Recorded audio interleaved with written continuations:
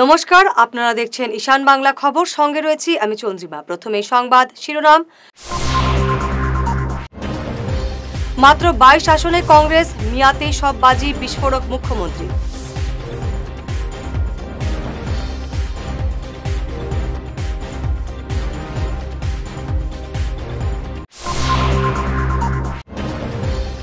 বরখলায় ticket দাবি করল AGP, বিশাল যোগদান কর্মসূচি।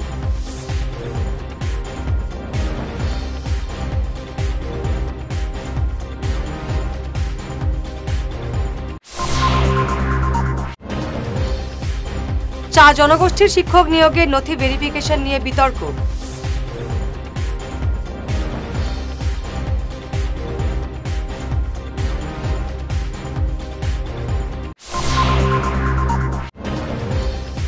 শ্রীভূমিতে ভেজাল মশলা তৈরির কারখানা, কংগ্রেস নেতার গ্রেফতার, যুব নেতা পারভেজ।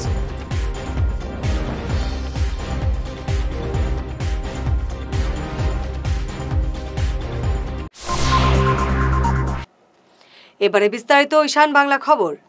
মুখ্যমন্ত্রী হিমন্ত বিশ্ব শর্মা ফের একবার কংগ্রেসকে তীব্র আক্রমণ করে বিস্ফোরক মন্তব্য করলেন। তার অভিযোগ, মিয়া ভোটই কংগ্রেসের অক্সিজেন এবং তাদের রাজনীতি সম্পূর্ণভাবে এই ভোট ব্যাংকের উপর নির্ভরশীল। মিয়ারাই কংগ্রেসের চালিকা শক্তি। মুখ্যমন্ত্রীর দাবি, আগামী বিধানসভা নির্বাচনে কংগ্রেস মাত্র 22টি আসনে প্রতিদ্বন্দ্বিতা করবে এবং মিয়া এলাকাতেই নিজেদের গুটিয়ে রাখবে কংগ্রেস। কংগ্রেছে 22টা সিটত ইলেকশন খেলিব আৰু তাতেই ঘূৰা-ঘূৰি কৰি থাকিব আৰু কেণ্ডিডেটবিলাকৰ পৰা দুনিয়াৰ পইচা উঠাব। 22টা সমষ্টিত অলৰেডি কেণ্ডিডেটবিলাকক ইচাৰা কৰিছে যে 1 কোটি এডভান্স দিয়ক, 3 কোটি পিছত দিব লাগিব বুলি। গোটেই মিয়া সমষ্টিত যিমান কেণ্ডিডেট আছে তাৰ পৰা ধাম ধুম পইচা উঠাব। আগতে উঠাইছিল, এবাৰতো গণ্ডগোল লাগিব কংগ্ৰেছত। মোক কৈয়ে আছে নহয় মানুহবিলাকে, কেণ্ডিডেটবিলাকে, এই যিকেইটা 22টা সমষ্টি, সৃজনগামৰ পৰা, বাগবৰৰ পৰা, মন্দিয়াৰ পৰা, চমৰীয়াৰ পৰা, গোটেইখিনি আৰু দলগাঁৱৰ পৰা, মিয়াই কংগ্ৰেছৰ অক্সিজেন। মিয়াৰ ভোটতে কংগ্ৰেছ চলে, মিয়াৰে ৰাজনীতি কৰে। আমি মিয়াৰ বহুত কাম কৰিছোঁ। মিয়া মানুহে অৰুণোদয় পাইছে, মহিলা উদ্যমিতা পাইছে, কোনো কথা নাই। খালি কিছুমান কথা যে ক'ৰবাত খালী মাটি পালেই বহি দিয়ে। যিবিলাক বেয়া কথা মই বেয়া বুলি কওঁ, ভাল কামখিনি ভাল হ'ব। বরখলার সমাজকর্মী রাতুল চক্রবর্তীর নেতৃত্বে বিভিন্ন দল থেকে 300-র বেশি কর্মী অসম গণপরিষদে যোগ দিলেন। নেতা কর্মীরা একযোগে উন্নয়নের দাবি তোলেন এবং আগামী নির্বাচনে বরখলা আসনে এজিপি প্রার্থী দেওয়ার আবেদন জানানো হয়। বিভিন্ন অঞ্চলে বিজেপি বলা কোনো কিছু জিনিস ছিল না। তখন আমি বিজেপি করেছি 2001 সন। 2001 সনে আমি যখন বিজেপি করি তখন আমি কলেজ পড়ুয়া ছাত্র। তখন বড়খলা সমষ্টি থেকে বিজেপি থেকে এমএলএ পদের জন্য নির্বাচিত করা হয়েছিল। এমএলএ খেলার জন্য দল থেকে মনোনীত করা হয়েছিল মাননীয় ত্রৈলোক্যভূষণ নাথ মহাশয়কে 2001 সালে। এখানে উপস্থিত প্রায় সবাই জানেন। তখন থেকে আমার বিজেপিতে আমি পা দেই, একে একে আগ বাড়িয়েছিলাম। 2001 সাল, তখন আমার মতো যারা ছেলেরা ছিল আমার উপরে সেই দায়িত্ব পড়েছিল 1 টাকা করে একটা মেম্বারশিপ বই, ছোট ছোট এক পাতা 1 টাকা করে মেম্বারশিপ বই। আমার গ্রামের বহুত ভাই বোনেরা এখানে আছেন, হয়তো ওদেরও মনে আছে, আমার সাথে অনেকজনে সহযোগিতা করেছিলেন। সেই সময় 1 টাকা করে আমরা ঘর থেকে নিয়েছি এবং মেম্বারশিপ দিয়েছিলাম বিজেপিতে 2001 সাল। আজকে আগিয়ে এসছেন গণপরিষদ দলকে শক্তিশালী করার জন্য এবং গণপরিষদ দলের প্রতি আপনাদের যে আশা এবং আকাঙ্ক্ষা, আমি ভাবি সেটা নিশ্চয়ই সাফল্য হবে। প্রথমে তো জানতে হবে যে গণপরিষদ দল কি। আসামের একটি আঞ্চলিক দল অসম গণপরিষদ দলের জন্ম 14 অক্টোবর 1985 হয়েছিল। 3 কথার উপরে জাতি মাটি বেটি রক্ষা করার ক্ষেত্রে আসামের হার হিন্দু হার মুসলমানের পক্ষে এই দলের জন্ম হয়েছিল। আমরা জানি ভারতবর্ষের ভিতরে অনেক পার্টি আছে, যেরকম বিজেপি আছে, কংগ্রেস আছে, কিন্তু আসামের বুকুতে অসম গণপরিষদ দলকে আমরা বরাকের অনেকজন আছি, আমরা এখনো পর্যন্ত গণপরিষদ দলের সম্বন্ধে আমরা ভালোভাবে জানি না। সেইটা অনেক দুঃখের কথা, এবং সেই কথাগুলোকে আমাদের জানতে হবে যে এই দলের জন্ম 6 বছরের আন্দোলনের পরে এই দলের জন্ম হয়েছিল। এই দলের জন্ম আমাদের কারণে, আমাদের রাইটসের কারণে, আমাদের ভবিষ্যতের জন্য আমাদের ছোট বড় ভাই বোন এবং আপনাদের ছেলেমেয়েরা যারা আছেন ওদের ক্ষেত্রে। আজকে আপনারা এখানে যে এসেছেন গণপরিষদ দলকে আগ বাড়িয়ে যাওয়ার জন্য, অতুল বরা মাননীয় অসম গণপরিষদ দলের সভাপতি অতুল বরা ডাঙ্গরিয়ার হাত শক্তি আমরা কিভাবে করতে পারি, এইটাই হচ্ছে আমাদের মেইন লক্ষ্য। আপনাদের হাতে এখন ঈশান বাংলা সংবাদ। প্রতি মুহূর্তের গুরুত্বপূর্ণ খবর নিয়ে প্রতিদিন সকাল থেকে রাত পর্যন্ত আমরা হাজির। আপনাদের বিশ্বস্ত নাম্বার 1 ঈশান বাংলা সংবাদে পাচ্ছেন প্রতি মুহূর্তের আপডেট। আমাদের খবর কেমন প্রচারিত হচ্ছে জানাতে ভুলবেন না। আপনাদের একটি মন্তব্যই আমাদের কাজের মান আরও এক ধাপ বাড়িয়ে তোলে। সেরা খবর আগে পেতে এখনই সাবস্ক্রাইব করুন এবং শেয়ার করুন। আমরা শুধু খবরই দিই না, আপনাদের কথা শুনে আপনাদের সমস্যা তুলে ধরার চেষ্টা করি। 4 জনগোষ্ঠীর শিক্ষক নিয়োগে নথি ভেরিফিকেশন নিয়ে বিতর্ক দেখা দিয়েছে। একটি সংগঠন গুয়াহাটির ডেকে নিয়ে প্রার্থীর নথি যাচাই করার অভিযোগে সরব হয়েছে বরাকভ্যালি টি ইউথ ওয়েলফেয়ার সোসাইটি। সরকার ছাড়া কারো ভেরিফিকেশনের অধিকার নেই এমন দাবি করে ঘটনার তীব্র প্রতিবাদ জানিয়েছে সংগঠনটি। বিভাগীয় মন্ত্রীকে এই ব্যাপারে কঠোর ব্যবস্থা নেওয়ার দাবি জানিয়েছে সংগঠনটি। আমাদের হাইলাকান্দি, কাছাড় এবং শ্রীভূমির এই 3 জেলার যারা আমাদের চা বাগানের প্রার্থীরা নিযুক্তিপত্র পেয়েছেন হাই স্কুল, এলপি স্কুল এবং এমই স্কুলে, ওদের যে অ্যাপয়েন্টমেন্ট লেটারটি আছে, নাম এসে গেছে লিস্টে, কিন্তু অ্যাপয়েন্টমেন্ট ডাউনলোড হচ্ছে না। আমরা খবর পেয়েছি কি আপার আসামের যে সংগঠন আছে ওনাদের নামের এগেস্টে কমপ্লেন করেছে কি ওনারা চা বাগানি নয়। কিন্তু আমরা বার্তা দিতে চাই কি আমাদের হাইলাকান্দি এবং শ্রীভূমি এবং কাছাড়ে যেগুলা প্রার্থিত্ব লাভ করেছে ওরা অরিজিনাল চা বাগানি, ওরা 200 বছর আগে থেকে বাগানে বাস করে এবং সার্টিফিকেট আমাদের জেনুইন আছে, এবং ওরাকে চ্যালেঞ্জ করছে যারা এটা ভুইয়া চ্যালেঞ্জ। এবং ওর নাম নিয়ে বিশেষ কিছু সংগঠন আমাদের যে চাকরিপ্রাপ্ত ছেলেরা আছেন ওনাদেরকে বলছে ওনাদের সাথে যোগাযোগ করার জন্য। আমি আমার আসাম সরকারের মাননীয় মন্ত্রী রমেশ বাবু মহাশয় এবং যশস্বী আমাদের মুখ্যমন্ত্রী মহাশয়কে অনুরোধ করব কি ম্যাটারটি গুরুত্ব সহকারে নিয়ে আমরা যারা চাকরিপ্রাপ্ত যারা ছেলেরা আছে, বেকার ছেলেরা আছে, ওনারা যেন হেনস্থ না হন, আপনি এটা সিদ্ধান্ত নেন এবং আপনার দ্বারা নোটিফিকেশন করে ওনাদেরকে ভেরিফিকেশন রিভেরিফিকেশন করেন, 3 বার রিভেরিফিকেশন করেন কি ওরা চা বাগানি নয় বলে। কিন্তু অন্য এক সংগঠন নিজের ব্যক্তিগত স্বার্থে নিজের মোবাইল নম্বর দিয়ে বলছে কি অফিসে যাওয়ার জন্য। এটাকে আমি খণ্ডন করছি এবং আমার মুখ্যমন্ত্রীকে অনুরোধ করছি কি আপনি যারা অ্যাপয়েন্টমেন্ট পেয়েছে আমাদের বাগানের ছেলেগুলা, ওরা হেরাস্ত হচ্ছে, গুয়াহাটি বসে আছে, ডাউনলোড হচ্ছে না, ওদের ফোন আছে। আমাদের বরাক চা শ্রমিক ইউনিয়ন এই নিয়ে ডাইরেক্টরকে একটা ইমেল যোগ করেছে। অসম বিধানসভায় আর মাত্র একদিন বাকি। 25 নভেম্বর উত্থাপন হবে বহু বিবাহ বিরোধী বিল। মুখ্যমন্ত্রী হিমন্ত বিশ্ব শর্মা স্পষ্ট জানিয়েছেন, দ্বিতীয় বিয়ে করলেই 7 বছর পর্যন্ত জেল হবে। বারবার বিয়ে করে চলা পুরুষদের বিরুদ্ধে এবার কঠোর আইনি ব্যবস্থা নেবে সরকার। মহিলাদের সুরক্ষায় এটি এক ঐতিহাসিক পদক্ষেপ। আমার ঘৰত এজন পত্নী থাকোঁতে কিছুমানে আকৌ 2 নম্বৰ এগৰাকী লৈ আহে, আকৌ চান্স পালে 3 নম্বৰ লৈ আহে, আৰু তাৰ পিছত চুচুক চামাককৈ 4 নম্বৰ এগৰাকী লৈ আহে। কিয় আনিলে 4টা বিয়া কৰালে? বোলে নহয় আমাৰ ধৰ্মই কৈছে নহয় 4টালৈকে বিয়া কৰাব পাৰোঁ। আৰে 4টালৈকে বিয়া কৰাব পাৰে, কিন্তু প্ৰথমজনে অনুমতি দিলেহে পাৰে, নহ'লেতো নোৱাৰে। এতিয়া বোলে আমিতো অনুমতি লওঁ, কেনেকে লওঁ? জোৰ জবস্তি লওঁ। সেইকাৰণে মই এতিয়া নিয়ম কৰিছোঁ, 25 তাৰিখে বিধানসভাত আমি এখন আইন আনিম, কোনোবা ঘৰত পত্নী থাকোঁতে কোনোবা মতা মানুহে যদি 2বাৰ বিয়া কৰায় 7 বছৰ জেলত যাব লাগিব। ভাল হ'বনে বেয়া হ'ব? ভাল হ'বনে বেয়া হ'ব?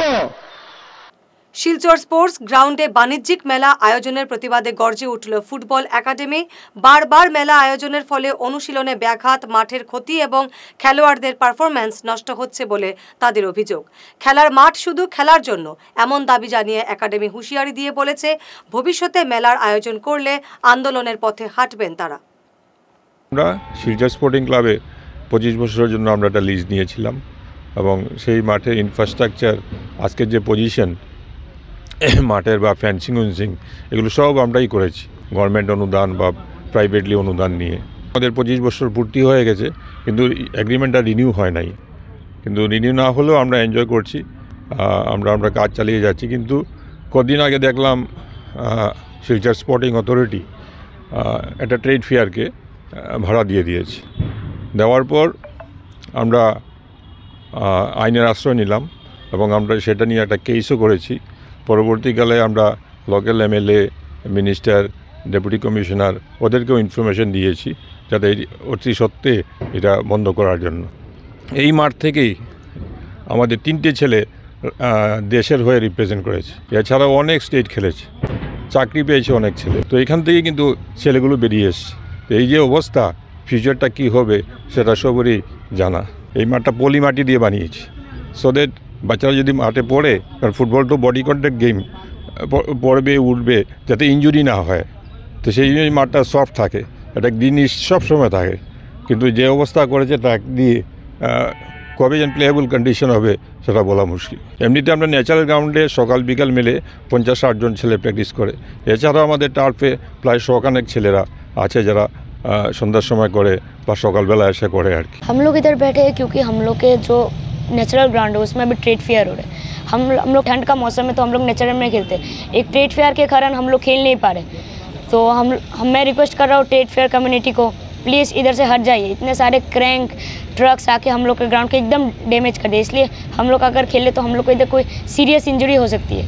सो मैं डीएसए को भी रिक्वेस्ट कर रहा हूँ, आप स्पोर्टिंग को रिक्वेस्ट कीजिए कि इधर से ट्रेड फेयर हट जाए, जैसे कि सो डैट हम लोग इधर में खेल पाए। हम भी चाहते हैं हम इंडिया के लिए खेलें, बट अगर ऐसा हो तो हम लोग कैसे खेलेंगे?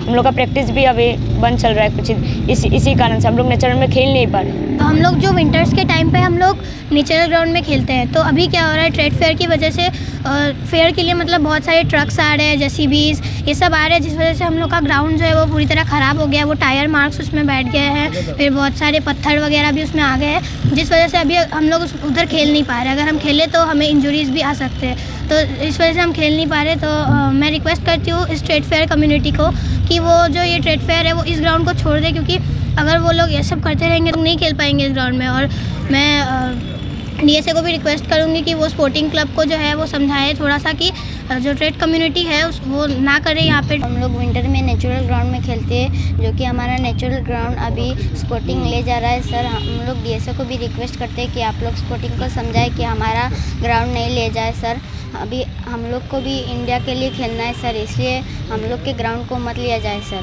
सर हम लोग अभी टर्फ में प्रैक्टिस कर रहे हैं, हम लोग को भी इंडिया के लिए खेलना है। हम लोग नेचुरल में खेलना चाहते हैं सर।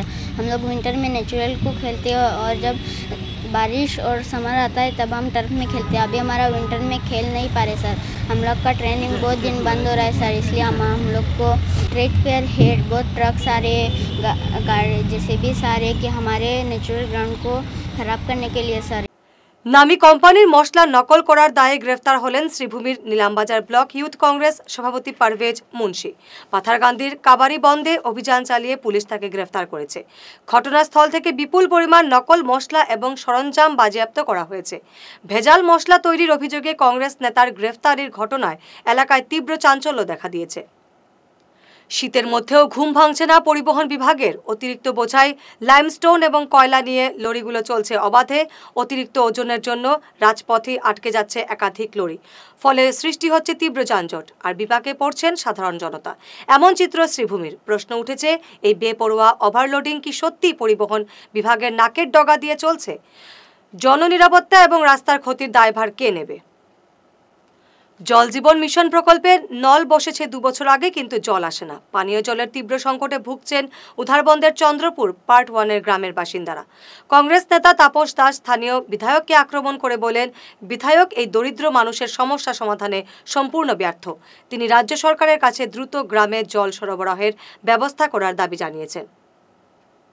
দুইবার এসেছিলাম এর আগে, তো প্রত্যেকবারই আমি দেখেছি জলের প্রচণ্ড সমস্যা। আর আজকে আমার আশা আবার ওই কারণেই, রাস্তাঘাট এবং জলের জন্য। ইনাদের সাথে আমার একটা সম্পর্ক আছে বাদ্রি চন্দ্রপুরের। তো এখানে চন্দ্রপুর পার্ট 1 মাদ্রিপার, এই ভিলেজটা অ্যাকচুয়ালি এসসি ভিলেজ। তো এখানে প্রায় 200 ফ্যামিলি আছে, যে ফ্যামিলিতে জল, খাওয়ার জল বলতে কোনো জিনিস নেই। এনারা গলির মুখে বা কোথাও যদি একটা কুয়া আছে সেই জলটা ওরা খায়। এবং জলজীবন মিশন প্রকল্পের ঘর ঘর নল, ঘর ঘর জল, এটার এখানে কোনো চিহ্ন নেই। হ্যাঁ, আমি জানি না আমাদের এমএলএ সাহেব কোথায় ঘুমিয়ে আছেন। তো উধারবন্দের এমএলএ সাহেব ঘুমিয়ে আছেন, ওই জন্য এদের এই 200 ফ্যামিলিকে এই জলের কষ্টটা করতে হচ্ছে। সামনে একদম শীতের দিন আসছে, এই সময় কুয়ার জলও শুকিয়ে যায়, তখন এরা নদীতে যায় এবং সেখান থেকে জলের এই অবস্থা যে হয়তোবা কাপড় ধোয়া বা ইয়ের জন্য কাপড় ধোয়া বা রান্নার জন্য জলটা আনতে পারে, খাওয়ার জল ওখান থেকে আনার মতো অবস্থা থাকে না। অত্যন্ত বাজে অবস্থার মধ্যে দিয়ে চলছে। আমি জানি না যে এই ভিলেজের এদের প্রতি এত কেন নেগলিজেন্সি, এদের কেন এত অবহেলা করা হচ্ছে।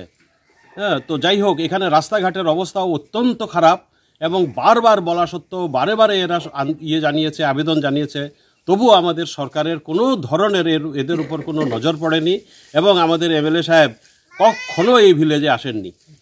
এই ভিলেজে জলের এত অভাব, আমি এই জন্য বারবার আসি, সব দেখে যাই। আজকেও এসছি, আসার পরে দেখলাম যে অত্যন্ত বাজে অবস্থার দিকে খাওয়ার জলের অবস্থা যাচ্ছে। আমি আমার এমএলএ সাহেবের দৃষ্টি আকর্ষণ করতে চাইব, আমি বলবো এবং সরকারের কাছে চাইব যে এদের খাওয়ার জলের ব্যবস্থা যাতে যত তাড়াতাড়ি পারা যায় করে দেওয়া হোক। অন্তত এই 200 ফ্যামিলির বা 200 ফ্যামিলির সাথে প্রচুর লোক রয়েছে এখানে, যাদের অন্তত জলের একটা খাওয়ার জলের ব্যবস্থা করে দেওয়া যায়। আমার ঠিকানাটা হচ্ছে চন্দ্রপুর পার্ট 1। আমাদের সবচেয়ে বড় সমস্যা হচ্ছে জলের সমস্যা। দীর্ঘদিন থেকে আমরা জল থেকে বঞ্চিত আছি। যদিও মধ্যে 2-4 দিন জল আমাদেরকে দেওয়া হয়েছিল, কিন্তু প্রায় 1.5-2 বছর থেকে আমাদের এখানে জল বন্ধ। গতিকে আমি সরকার মহোদয়ের কাছে অনুরোধ রাখি, দয়া করে যাতে আমাদেরকে জল দেওয়া হয়।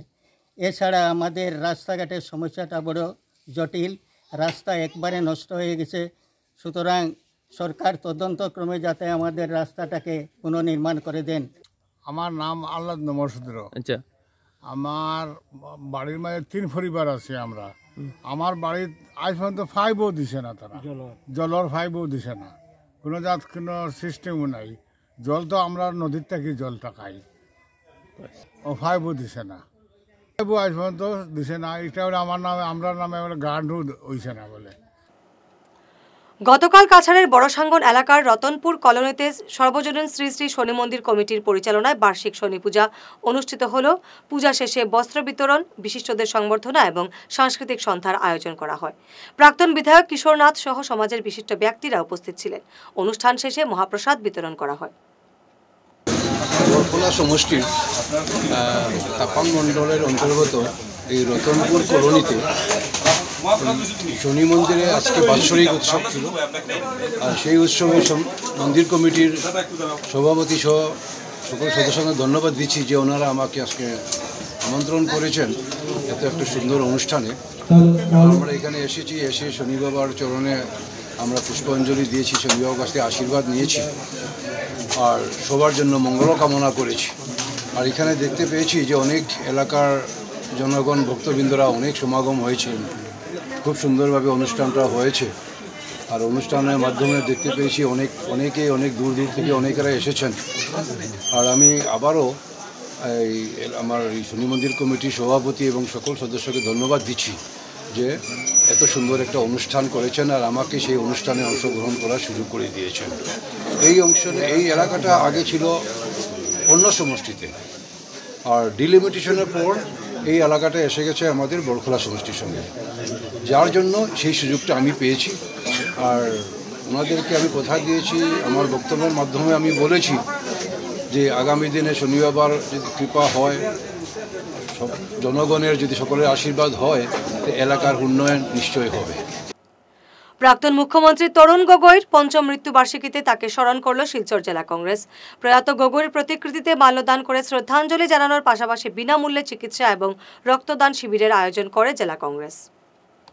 আমাদের আসামের প্রাক্তন মুখ্যমন্ত্রী তরুণ গগৈ মহাশয়ের আজকে পঞ্চমতম মৃত্যু দিবস। আমরা জেলা কংগ্রেস কমিটির বিভিন্ন কার্যসূচির মাধ্যমে এই দিনটি আমরা পালন করছি। আমরা এখন ওনাকে শ্রদ্ধাঞ্জলি জানিয়েছি। তারপরে আমাদের একটা সেমিনার হবে, সেমিনারে ওনার জীবনী নিয়ে আলোচনা হবে। তারপর একটা মেডিকেল ক্যাম্প ডক্টর অমিত কালওয়ার এবং পার্থ রায়ের নেতৃত্বে সেটা এখানে হবে। অনেক রোগীরা এখানে আসবেন, বিভিন্ন রক্ত ব্লাড টেস্ট হবে, ইসিজি হবে। এবং আজকের দিনটি আমরা বিভিন্ন কার্যসূচির মাধ্যমে তরুণ গগৈ আমাদের প্রয়াত মুখ্যমন্ত্রী আসামের, সেই দিনটি আমরা পালন করব এবং সর্বশেষে সন্ধ্যায় আমরা প্রদীপ প্রজ্বলন করে আমাদের আজকে কার্যসূচি সমাপ্ত করব। আজকে আমরা আমাদের প্রাক্তন আসামের মুখ্যমন্ত্রী শ্রদ্ধেয় শ্রী তরুণ গগৈজির পঞ্চমতম মৃত্যুবার্ষিকী উপলক্ষে একটা হেলথ ক্যাম্প এপিসিসি মেডিকেল সেলের তরফ থেকে আজকে আমরা ইন্দিরা ভবনে আয়োজন করেছি। আমাদের এই ক্যাম্পের জন্য উদ্যোগ নিয়েছেন আমাদের ডিস্ট্রিক্ট প্রেসিডেন্ট শ্রী সজল আচার্যজি এবং ওনার টিমের মাধ্যমে আমরা আজকে এই ক্যাম্প করতে এখানে সক্ষম হয়েছি। আমরা এই ক্যাম্পে আশা করি আমরা যারা জনসাধারণ আছেন, আমাদের কংগ্রেসে যারা কার্যকর্তা আছেন, ওদেরকে আমরা আজকে একটা সুপরামর্শ দিতে পারবো এবং এর সাথেই আমরা এখানে ফ্রি ব্লাড টেস্টের ব্যবস্থা, ফ্রি ইসিজির ব্যবস্থা এবং যতটুকু সম্ভব আমরা মেডিসিন ডিস্ট্রিবিউশন করার জন্য আয়োজন করেছি। আসামের অত্যন্ত জনপ্রিয় প্রয়াত মুখ্যমন্ত্রী তরুণ গগৈ মহাশয়ের মৃত্যুবার্ষিকী। উনি একজন মহান নেতা ছিলেন, ওনার অনেক গুণ ছিল। সবচেয়ে বড় কথা হলো ওনার বিরুদ্ধে কোনো করাপশনের অজুহাত নেই, স্পট নেই এবং উনি আসামের উন্নতির জন্য অনেক কাজ করে গেছেন। বিভিন্ন সময়ে সেটা স্কুলের কথা বলুন, মেডিকেল সাইটের কথা বলুন, অন্যান্য ডেভেলপমেন্টের কথা বলুন, প্রত্যেক ক্ষেত্রে তরুণ গগৈ মহাশয়ের অবদান আছে। আমি সেই সময় ওনার সঙ্গে মন্ত্রিসভায় ছিলাম এবং ওনার কাছ থেকে অনেক কিছু শিখেছি।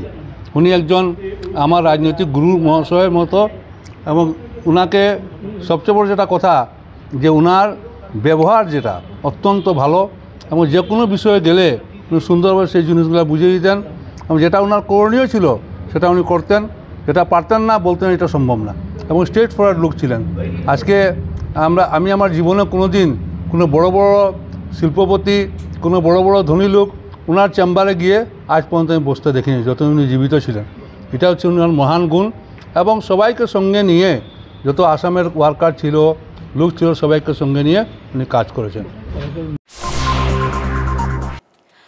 আপনাদের হাতে এখন ঈশান বাংলা সংবাদ। প্রতি মুহূর্তের গুরুত্বপূর্ণ খবর নিয়ে প্রতিদিন সকাল থেকে রাত পর্যন্ত আমরা হাজির। আপনাদের বিশ্বস্ত নাম্বার 1 ঈশান বাংলা সংবাদে পাচ্ছেন প্রতি মুহূর্তের আপডেট। আমাদের খবর কেমন প্রচারিত হচ্ছে জানাতে ভুলবেন না। আপনাদের একটি মন্তব্যই আমাদের কাজের মান আরও এক ধাপ বাড়িয়ে তোলে। সেরা খবর আগে পেতে এখনই সাবস্ক্রাইব করুন এবং শেয়ার করুন।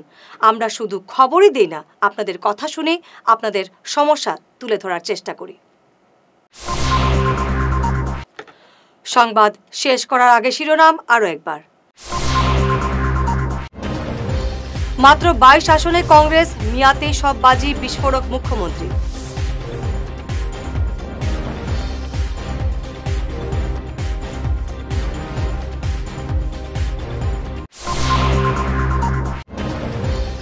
বরখলায় টিকিট দাবি করল এজিপি, বিশাল যোগদান কর্মসূচি।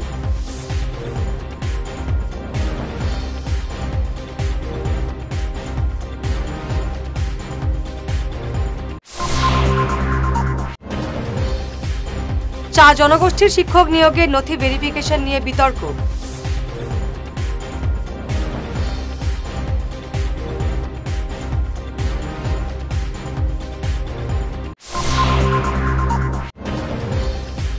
শ্রীভূমিতে ভেজাল মশলা তৈরির কারখানা কংগ্রেস নেতার গ্রেফতার যুব নেতা পারভেজ।